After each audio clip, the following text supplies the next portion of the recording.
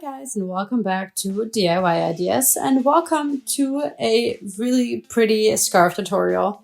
This scarf is made from double crochets, either crocheted from the front or from the back.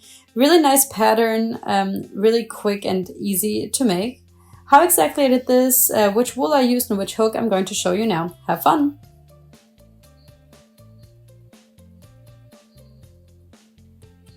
So let's have a look here. This is the Shetland wool from Grindle. It's a light mint color, and I really like this color. It's the color number 2. It's 80% polyacrylic and 20% wool for size 7 to 8 crocheting hooks, and I will use my size 8 here. Similar color, just a little darker. And it's 100 grams and 170 meters. Okay. I'm going to take the beginning from the inside, that's where I'm starting to crochet from. And I will start with some chain stitches, but obviously I have to find the beginning first. Let's see. I think I have it now. I will start here with chain stitches, like I said. And we will do 15 for now. 6, 7, 8, 9, 10, 11, 12, 13, 14, 15. Okay. If you have different wool, you can also kind of choose a length that just works for you, or width that works for you. Or you can, measure it and then just choose the centimeters that work for you. This is kind of, me also deciding that this looks like a good width. I'm skipping the first 3 stitches here and I go into the 4th and I just do a whole row of double crochets for the base. Okay, so 1 whole row of double crochets just as the base. And we do that all the way back to the beginning.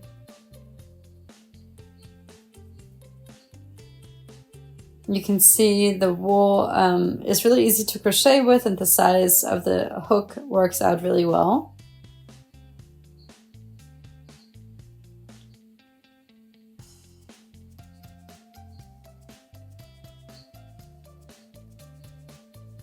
And then we reach the other end. So you can see here for this thickness of wool, this is a great width for the scarf. But if you have thinner or thicker wool, then just decide, what the thickness or what the width here should be, and then just do the base depending on that. You can then add 3 for the height, and then just go all the way back in double crochets. For this next row, I'm going to add 2 chain stitches for height, and then turn it around, and we'll always go now. Switching off behind or in front of the double crochet. Okay, so I went behind on this one, and then on the next one here I'm going to go in front. Okay, so this one's behind and then in front.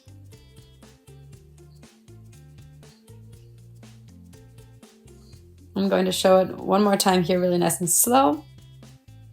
So these first 4 here are already done. So if I go behind, I have the double crochet in front of my hook now. So I go behind the stitch, I take the thread and then do a double crochet. If I'm saying I'm going in front of it, I go from behind in front of the double crochet and then add my new double crochet. So we always have, kind of the opposite of what we just did. And then on the back side, it's just the mirrored result.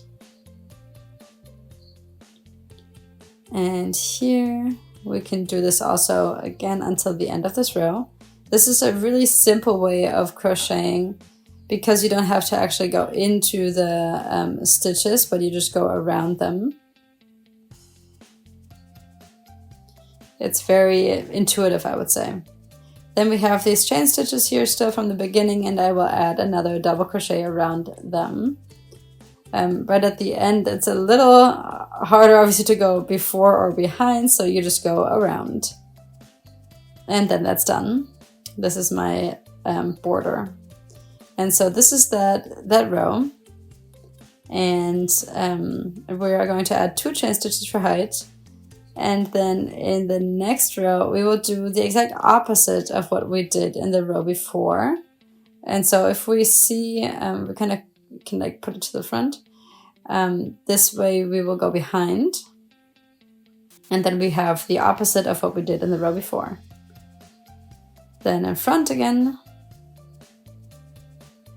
And that I will do in every single row now until we're out of wool. Okay, so yeah, like I said, we are going to continue doing this here. And so you can see that we always have the opposite of the row before. So it's a really interesting pattern. Just, yeah, always switching off and still really, really easy to crochet.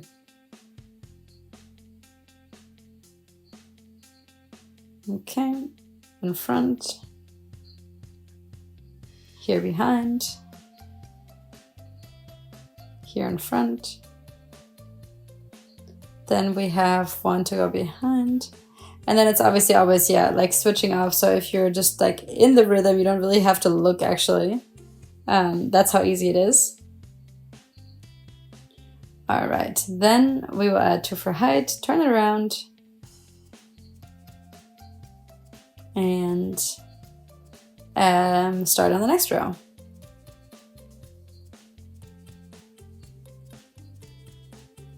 Okay. And here we're actually doing the exact same thing. So we're doing the opposite of what we did in the row before. And that's how we're getting this really cool, unique pattern. I'm going to continue doing this for quite a little while longer, and then I'll give you an update again after. All right, so this is my update for you. And you can see here how the pattern is kind of developing and how it's kind of growing with the pattern. So this is kind of the basket weave idea here, where you have one that goes under and one that goes over, or at least it looks like it. This looks really nice. I think it's really nice and even, and just a really different look than just regular double crochets.